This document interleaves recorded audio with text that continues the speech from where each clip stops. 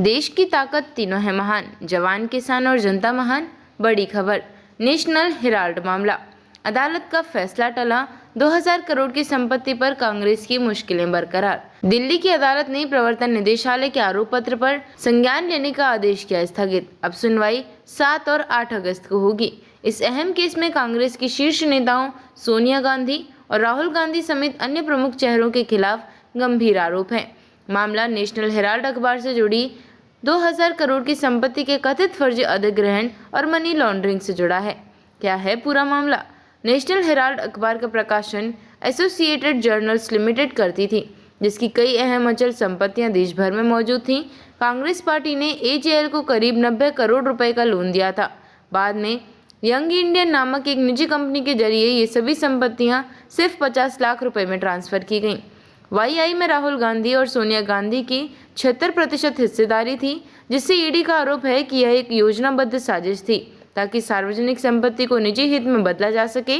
अब तक की कानूनी कार्यवाही, ईडी ने पीएमएलए के तहत आरोप पत्र दायर किया, जिसमें सोनिया गांधी, राहुल गांधी के अलावा दिवंगत मोतीलाल वोरा, ऑस्कर फर्नांडिस, सैम पित्रोदा, सुमन दुबे और डोटेक्स मर्चेंडाइज प्राइवेट लिमिटेड को आरोपी बनाया गया है। कोर्ट ने पहले 29 जुलाई को संज्ञान पर आदेश सुनाने की बात कही थी, लेकिन अब इसे 7-8 अगस्त तक के लिए टाल दिया गया है, क्योंकि कुछ तथ्यों पर अदालत ने स्पष्टीकरण मांगा है। विशेष न्यायाधीश विशाल गोगने ने पूरे जुलाई महीने में प्रतिदिन की सुनवाई के बाद यह निर्णय लिया। क्यों है यह मामला बेहद संवेदनशील? यह न सिर्फ आर्थिक अनियमितता का मामला है, बल्कि इसमें देश की सबसे पुरानी राजनीतिक पार्टी के शीर्ष नेताओं की संलिप्तता का गंभीर आरोप है। इस केस के नतीजे कांग्रेस की राजनीतिक साख और आगामी चुनावी रणनीति पर बड़ा असर डाल सकते हैं।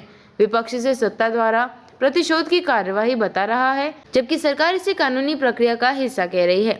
निष्कर्ष, इस केस की हर सुनवाई राजनीतिक हलकों में हलचल मचा देती है। अब 7 और 8 अगस्त को अगली सुनवाई होगी, जहां अदालत तय करेगी कि आरोप पत्र पर संज्ञान लेकर मामले की औपचारिक सुनवाई शुरू की जाए या नहीं।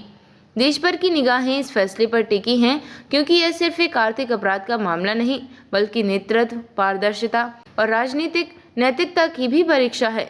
अतिरिक्त तथ्य, यंग इंडियन एक नॉट फॉर प्रॉफिट कंपनी के रूप में रजिस्टर्ड है, लेकिन उसके जरिए करोड़ों की संपत्ति हासिल करना सवालों के घेरे में है। ईडी ने इससे जुड़ी दिल्ली, मुंबई, कोलकाता, भोपाल जैसी जगहों पर जांच और संपत्तियां जब्त की हैं। मामला पहली बार 2012 में सुब्रमण्यम स्वामी की शिकायत के बाद सुर्खियों में आया था। संभावित प्रभाव, यदि अदालत संज्ञान लेती है तो सोनिया और राहुल गांधी को नियमित पेशी के लिए बुलाया जा सकता है। यह कांग्रेस के लिए आगामी लोकसभा चुनावों से पहले बड़ा राजनीतिक संकट बन सकता है। बीजेपी से परिवारवाद और भ्रष्टाचार का प्रतीक बताकर मुद्दा बना सकती है। अगली सुनवाई 7-8 अगस्त 2025। देखते रहिए changing future TV. Like, share और सब्सक्राइब करना ना भूलें, देश, दुनिया और भविष्य की सबसे बड़ी खबरों के लिए।